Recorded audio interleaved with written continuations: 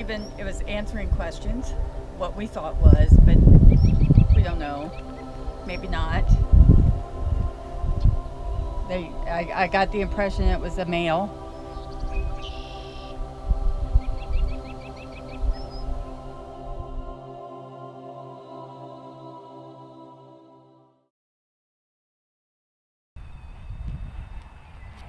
Well, as you can probably hear, the REM pod is going crazy over here, and Lisa just moved it on top of the tree stump.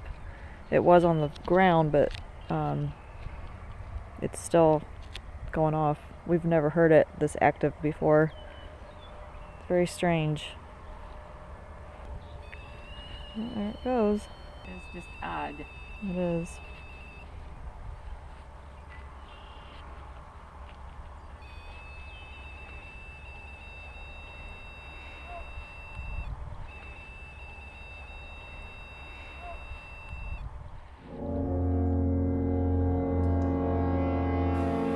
Sylvia, would you like to tell us about the urban legend behind the Copley tombstone? I would be happy to. It's a fascinating story, a local legend that grew actually to spread all around the country.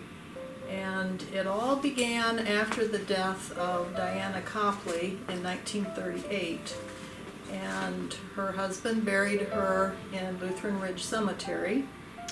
And by the 1940s, there was an image that had appeared on the tombstone. On one side was a man, on the other side was a lady, the image of their head, their face, and it appeared as though the man was grasping the lady's neck and strangling her.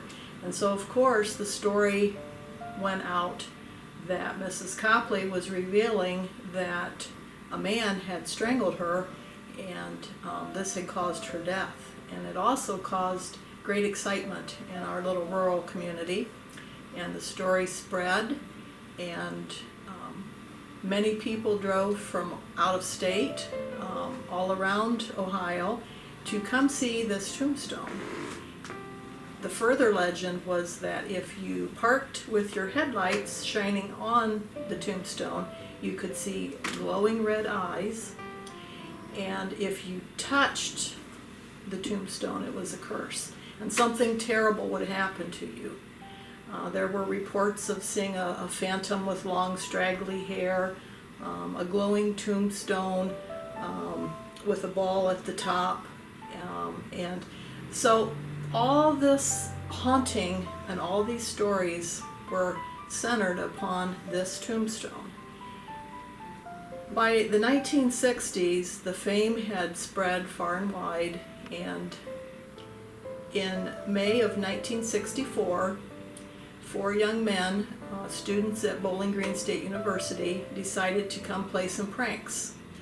And not only did they enter a vacant house on the western side of town, but they had went to the cemetery and had removed several tombstones, some decorations. They even took the foundation of the tombstone with them. For what purpose, it's hard to say.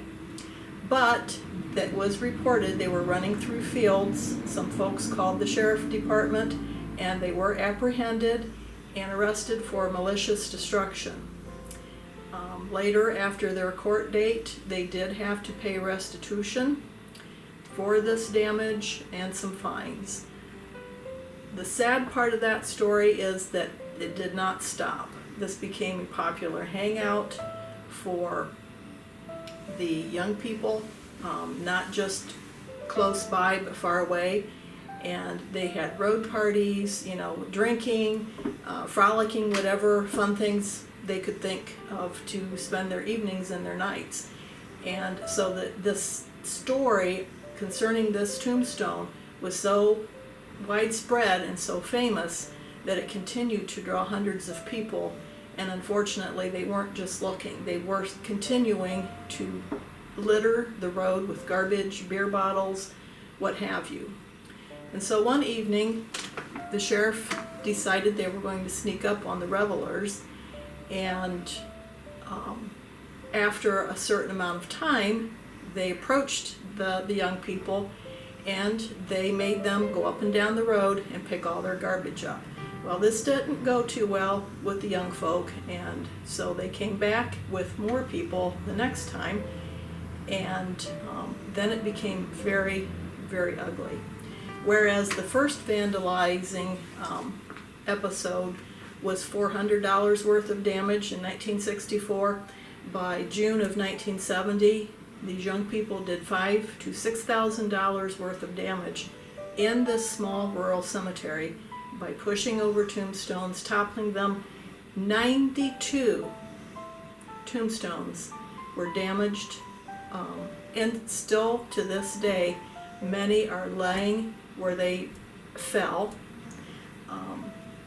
Some attempted to go out and repair the tombstones, but they were so badly damaged that it was never really put back the way it could or should have been. And so at that point, what do you do with this tombstone that continues to sit there and draw people, and all these stories of hauntings and ghosts and, you know, all the spooky stuff?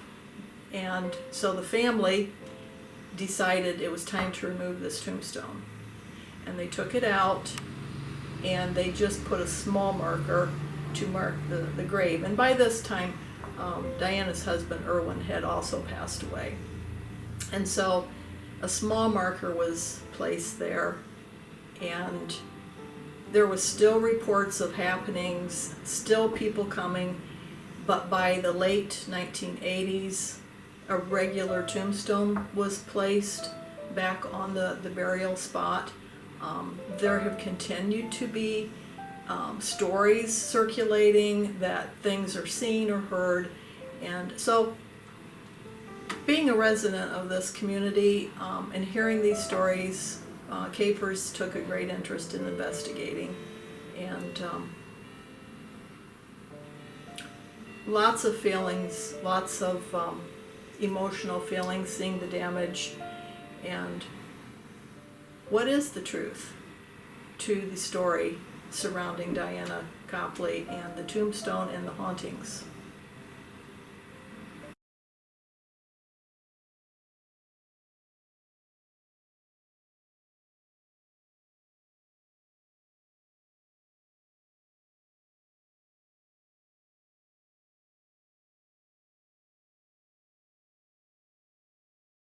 Doug, can you share with us what facts were uncovered during the research portion of this investigation?